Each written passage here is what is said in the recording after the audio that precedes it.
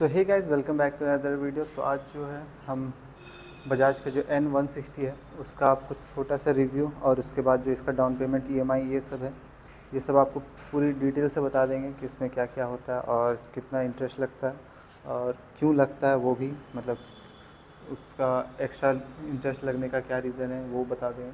तो चलिए देखते हैं कि इसमें जो स्टार्टिंग करेंगे इसका सबसे पहले लुक से।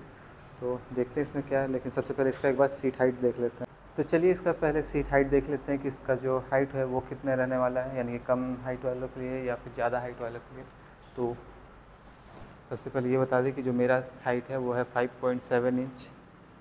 तो अब इसमें पैर रख के दिखाते हैं। तो यहाँ पे देख सकते हैं कि जो मेरा पैर है वो लगभग पूरा स्ट्रेच कर ही चुके हैं, एकदम एंड पे है। और ये अगर चप्पल ना होता तो शायद मेरा पैर पूरा ऐसे पड़ता। यानी कि इसका सीट जो हाइट है वो काफ़ी ऊपर के साइड में है, यानी कि जो मेरा हाइट है 5.7 इंच, तो 5.6 वालों के लिए पूरा एकदम स्ट्रेट करना पड़ेगा पैर, यानी कि ज़्यादा आगे पीछे करने में थोड़ा सा दिक्कत होगा। यानी कि 5.5 तक में हो सकता है, लेकिन उससे अगर नीचे जाइएगा तो काफ़ी दिक्कत होगा। यानी कि अगर आपका हाइट 5.1 2 3 तक भी है तो आपको इसको जो चलाने में दिक्कत होगा। चलाने में नहीं, मतलब जैसे ट्रैफिक में खड़ा रहता है, आगे पीछे करना पड़ता है कभी कभार, या फिर अगर आप गाड़ी निकाल रहे हैं या फिर कहीं अंदर घुसा रहे ठेल के, तो वैसे में दिक्कत होगा जब बैठे रहेगा। तो बाकी बात तो छोटे लोग भी चला पाएंगे, क्योंकि उनको टो ऐसे करके भी बहुत लोग चला लेते हैं, जिसको इस आदत है वो लोग। तो यही इसका सीट का जो हाइट है वो ओवरऑल जो देखने से वो ऐसा लगता है। तो अब आपको इसका थोड़ा सा लुक दिखा देते हैं कि इसमें का जो डिज़ाइन है, मतलब बॉडी का जो डिज़ाइन है उसको दिखा देते हैं। फिर उसके बाद में ही आपको इसका जो थोड़ा डिटेल है, मतलब इसका जो डिटेल्स है, मतलब स्पेसिफिकेशन जो बोलते हैं वो क्या क्या है वो बता देंगे। तो सबसे पहले यहाँ स्टार्टिंग इसका जो बॉडी शेप है, मतलब हेड का शेप है, वो आप देख सकते हैं कि काफ़ी स्टाइलिश है, जो कि है ही जो। और यहाँ पर इसका DRL जो कि LED में आपको देखने को मिलेगा। यहाँ LED का प्रोजेक्टर, हेडलैम्प, और यहाँ इसका जो सस्पेंसन है टेलीस्कोपिक। वैसे इसका और एक वर्ज़न आता है जो कि अपसाइड डाउन फोर्स के साथ आता है, वो तो ये नहीं है। लेकिन हम जो आपको डाउन पेमेंट EMI ये सब है वो हम आपको इसी गाड़ी का बता देंगे, तो इस वजह से हम आपको ये वाला गाड़ी, मतलब ये बाइक दिखा रहे हैं।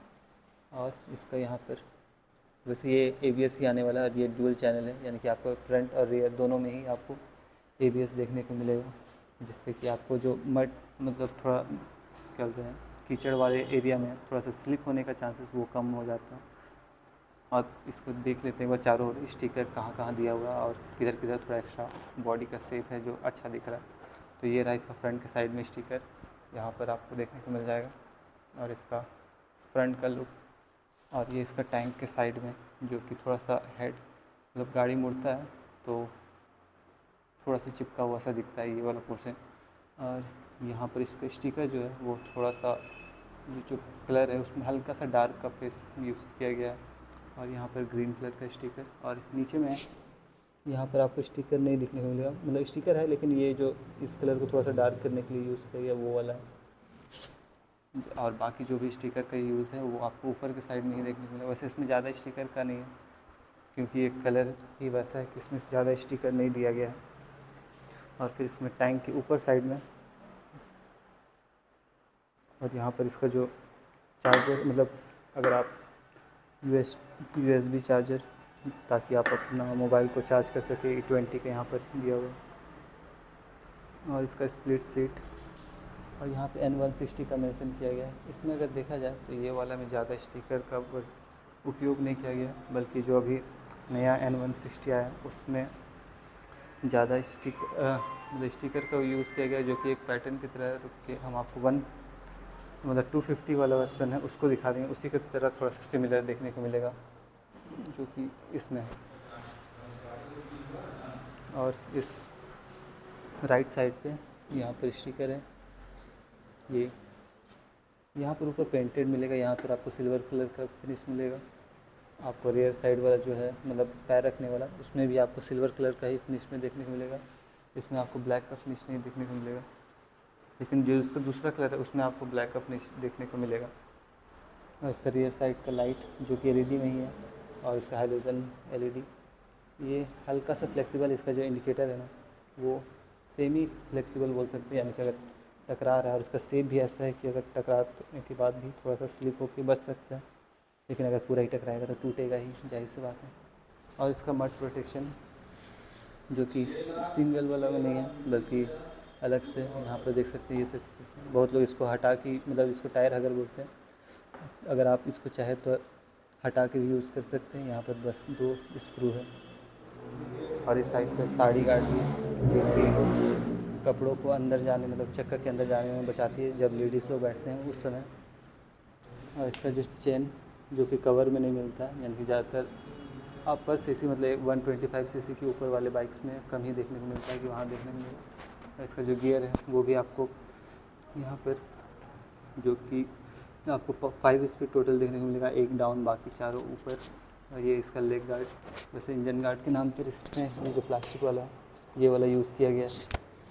और ये सब आपको कंपनी की तरफ से ही मिल जाएगा, इसमें अलग से लेने की ज़रूरत नहीं है जो भी इस बाइक में दिख रहा है। तो हम आपको इस बाइक का जो स्पेसिफिकेशन है वो जल्दी से बता देते हैं।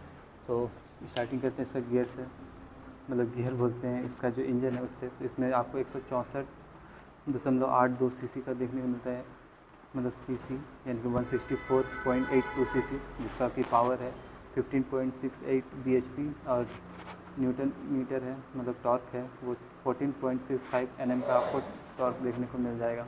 और इसका जो टैंक है उसमें आपको 14 लीटर का टैंक देखने को मिलता है जो कि आपका माइलेज लगभग 45 टू 48 किलोमीटर का आपको देखने को मिल जाता है। वैसे अगर अच्छे से चलाने पे इसका माइलेज आपको 50 भी देखने को मिल जाएगा, लेकिन रफली चलाइएगा तो 40 के अंदर भी आ जाता है इसका माइलेज।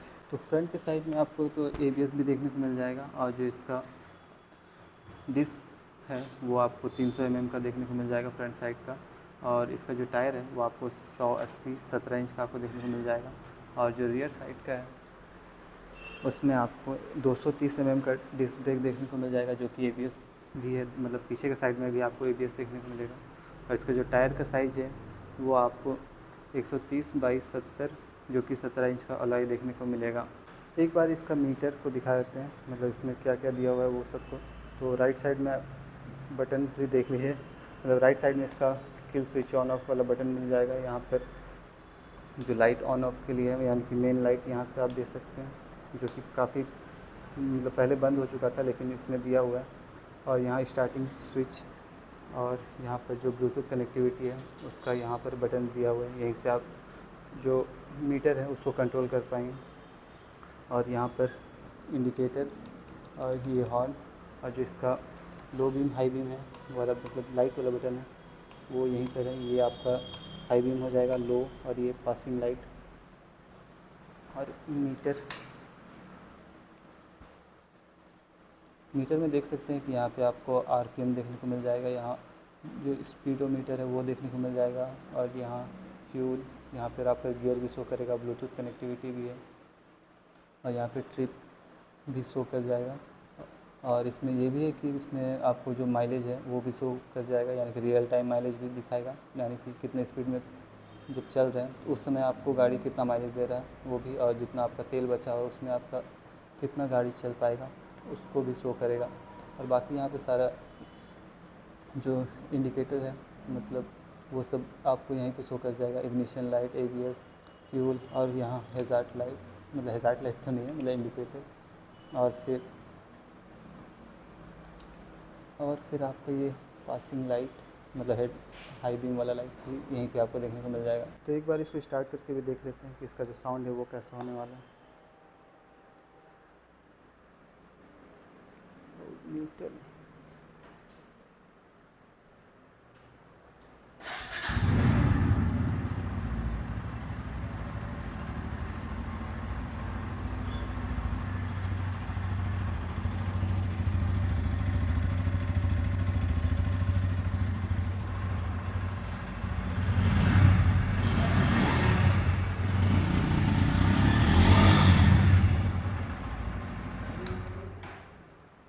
तो ये तो हो गया इसका जो मतलब ओवरऑल रिव्यू कि इसमें क्या क्या दिया हुआ है।